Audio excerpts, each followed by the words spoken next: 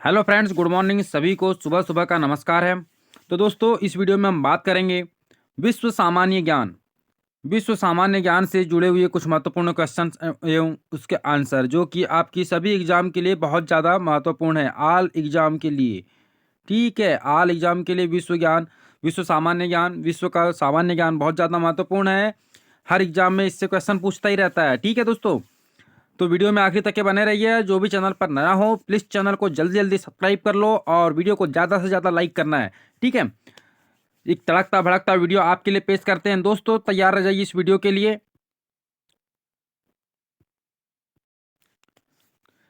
चलिए, पहला प्रश्न है, क्यून हार्प लिपि का संबंध किस सभ्यता से है? क्यूनफ फार्म लिपि, क्यून हप फार्म लिपि का संबंध किस सभ्यता से है? दोस्तों, क्यून हप फार्म लिपि का संबंध किस सभ्यता से है? तो इसका आंसर हो जाएगा सुमेरिया। सुमेरिया इसका आंसर हो जाएगा।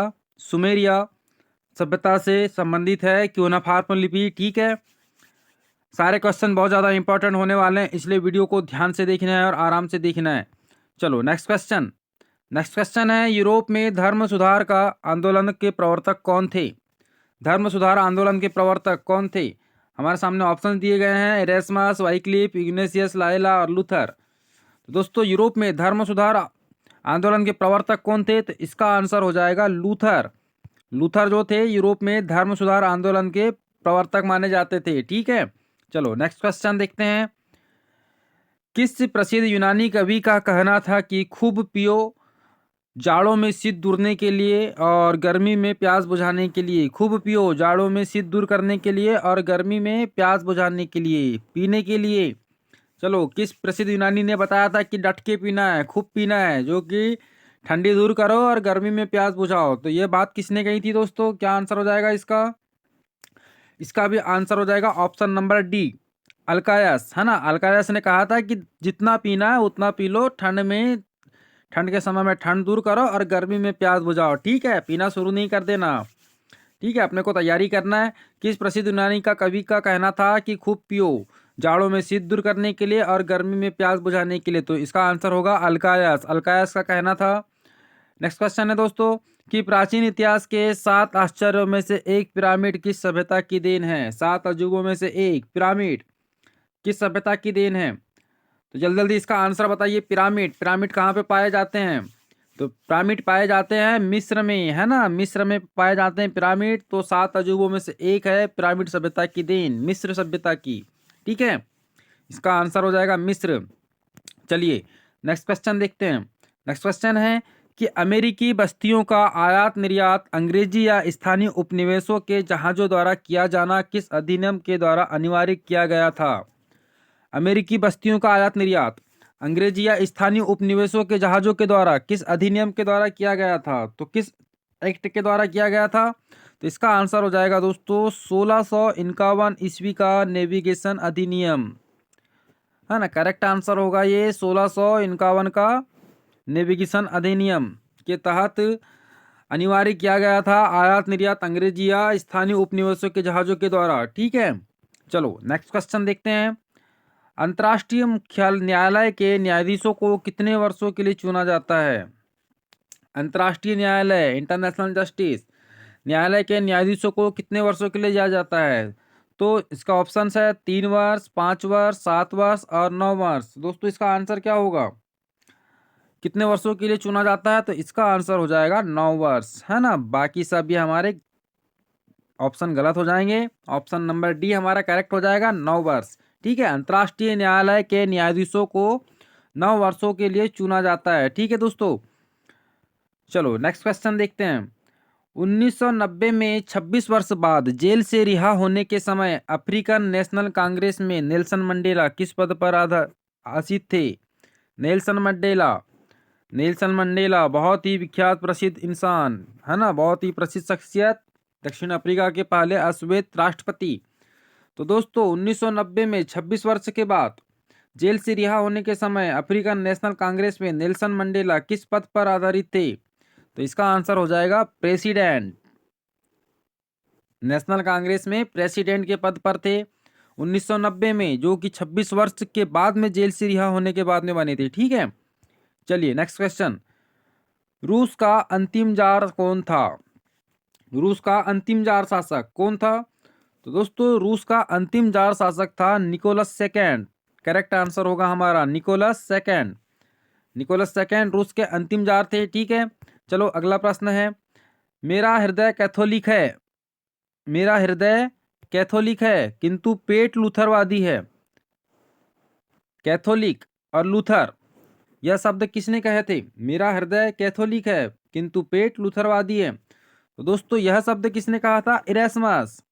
इरेस्मस ने कहा था कि मेरा पेट कैथोलिक है और पेट लूथरवादी है। यह कथन किसका है? इरेस्मस का है। ठीक है, चलिए नेक्स्ट क्वेश्चन, लॉयड जॉर्ज अपने को नेपोलियन मानता था परंतु विल्सन स्वयं को ईसा मसीह। यह कथन किसका है? लॉयड जॉर्ज अपने को नेपोलियन मानता था परंतु विल्सन स्वयं को ईसा मसीह। तो यह कथन किसका है? दोस्तों इसके ऑप्शन दिए गए हैं, ऑरलैंडो, कावूर, क्लीमेसो और डिजरेली।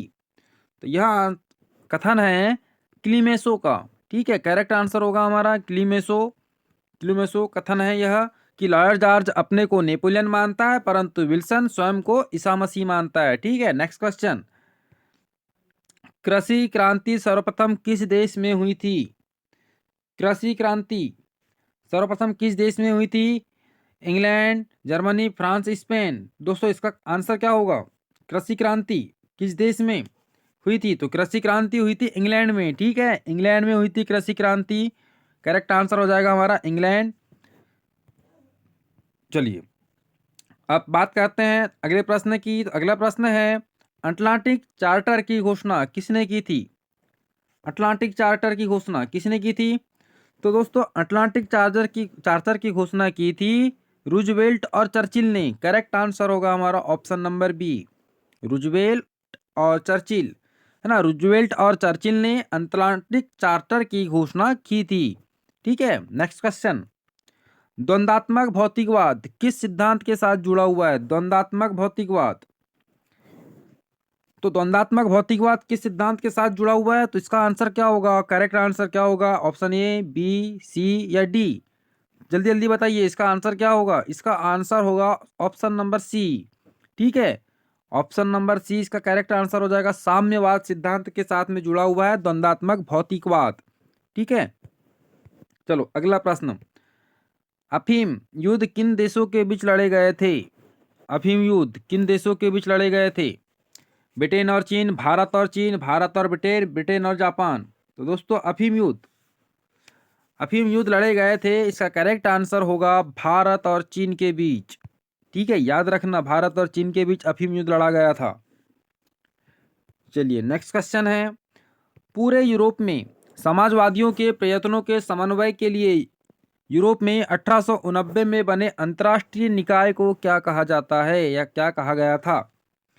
क्वेश्चन है, पूरे यूरोप में समाजवादियों के प्रयत्नों के समन्वय के लिए यूरोप में 1889 में बने अंतर्राष्ट्रीय निकाय को क्या कहा जाता है? तो दोस्तों इसका करेक्ट आंसर होगा ऑप्शन नंबर ये, सेकंड इंटरनेशनल, है ना। सेकंड इंटरनेशनल कहा जाता है अंतर्राष्ट्रीय निकाय को, जिसका की निर्माण जो कब बना था? 1889 में। कब, किस, क्यों बना था? समाजवादियों के प्रयत्नों के समन्वय के लिए बना था पूरे यूरोप में।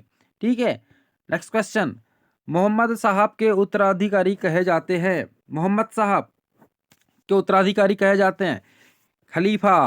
करेक्ट आंसर खलीफा। एक सॉन्ग है, खलीफा खलीफा बरे, है ना। तो मोहम्मद साहब को उत्तराधिकारी कहे जाते हैं खलीफा। ठीक है, चलिए नेक्स्ट क्वेश्चन, यूरोप में पुनर्जागरण का प्रारंभ किस देश से हुआ था? पुनर्जागरण यूरोप में किस देश से हुआ था? दोस्तों यूरोप में पुनर्जागरण का प्रारंभ हुआ था ब्रिटेन से। सॉरी, ब्रिटेन से नहीं हुआ था। इसका आंसर होगा ऑप्शन नंबर डी, इटली से हुआ था। ठीक है, इटली से यूरोप में पुनर्जागरण का प्रारंभ इटली से हुआ था।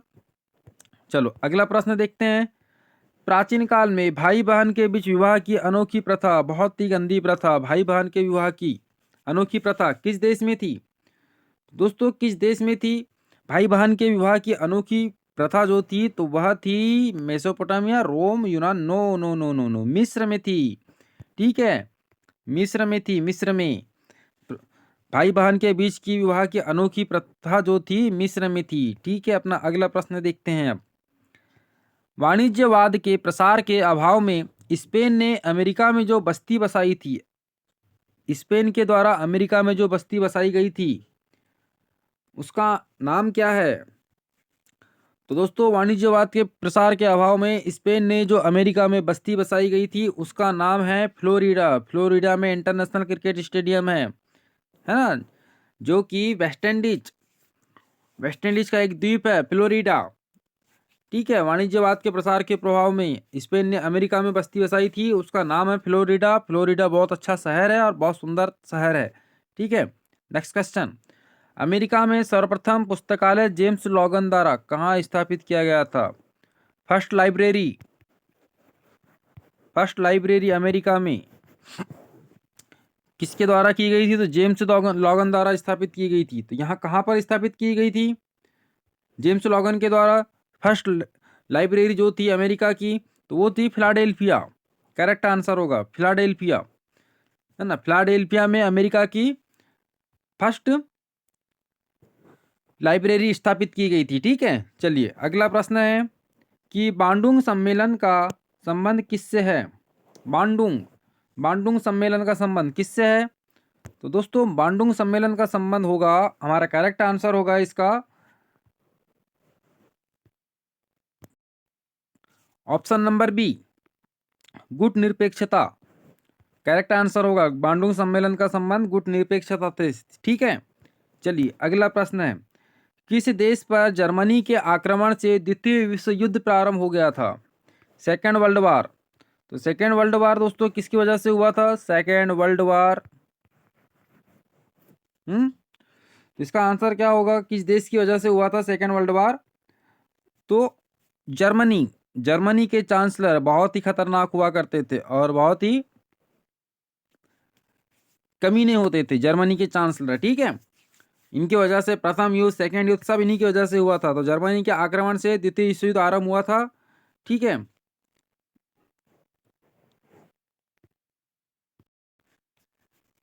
चलिए नेक्स्ट क्वेश्चन है, बोलचाल की भाषा में साहित्य सृजन करने वाला प्रथम व्यक्ति कौन था? बोलचाल की भाषा में साहित्य सृजन करने वाला प्रथम व्यक्ति, तो दोस्तों साहित्य सृजन करने वाले प्रथम व्यक्ति थे दांते। Option number D correct answer होगा हमारा, है ना। बोलचाल की भाषा में साहित्य सृजन करने वाले प्रथम व्यक्ति दांते थे। ठीक है, अगला प्रश्न है, यूरोप का बीमार आदमी किसे कहा जाता है? यूरोप का बीमार आदमी किसे कहा जाता है? तो इसका आंसर होगा टर्की। टर्की को यूरोप का बीमार आदमी कहा जाता है। ठीक है, याद रखना, यूरोप का बीमार आदमी किसे कहा जाता है? तो टर्की को। नेक्स्ट क्वेश्चन, चीन में क्रांति के फलस्वरूप कौन सा वंश समाप्त हो गया था? चीन में जो क्रांति हुई थी उसके फलस्वरूप कौन सा वंश समाप्त हो गया था? सेन वंश, मांचू वंश, युआन या वांग वंश? तो दोस्तों इसका करेक्ट आंसर क्या होगा? मांचू वंश। मांचू वंश समाप्त हो गया था क्रांति की वजह से। ठीक है, चलिए अगला प्रश्न, रूस में सोशल डेमोक्रेटिक पार्टी का विघटन कब हुआ था? सोशल डेमोक्रेटिक पार्टी रूस में, तो इसका विघटन कब हुआ था? तो इसका विघटन हुआ था दोस्तों 1903 में। 1903 में इसका विघटन हो गया था डेमोक्रेटिक पार्टी का रूस में। ठीक है, चलिए अगला प्रश्न है, औद्योगिक क्रांति के फलस्वरूप प्रादुर्भाव हुआ था?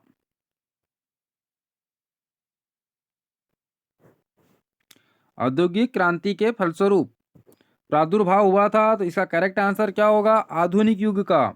औद्योगिक क्रांति की वजह से आधुनिक युग का निर्माण हुआ था। ठीक है, चलो अगला प्रश्न है, 1945 में अणु बम के गिराए जाने से तबाह हुए शहर नागासाकी और हिरोशिमा किस देश पर स्थित है? बहुत ही इजी क्वेश्चन है, सीधा सा आंसर है इसका जापान। जापान के नागासाकी और हिरोशिमा में 1945 में अमेरिका ने परमाणु बम गिरा दिया था। ठीक है, चलो अगला प्रश्न है, भारत संयुक्त राष्ट्र संघ में कब शामिल हुआ था? संयुक्त राष्ट्र संघ में कब शामिल हुआ था? दोस्तों इसका करेक्ट आंसर होगा 1945 में। 1945 में भारत यूनाइटेड नेशन में शामिल हो गया था। ठीक है, चलो अगला प्रश्न है, शुद्ध रक्त आर्य सिद्धांत निम्न में से किससे संबंधित है? शुद्ध रक्त आर्य सिद्धांत में से किससे संबंधित है? दोस्तों इसका आंसर होगा नाजीवाद। नाजीवाद से संबंधित है शुद्ध रक्त। ठीक है दोस्तों, यह थे हमारे विश्व के सामान्य ज्ञान के कुछ महत्वपूर्ण प्रश्न। यदि वीडियो आपको पसंद आई है तो वीडियो को लाइक कीजिए, शेयर कीजिए और चैनल को सब्सक्राइब जरूर से कीजिएगा। ठीक है, मिलते हैं अपने अगले वीडियो में। जय हिंद। जय हिंद। ठीक है दोस्तों।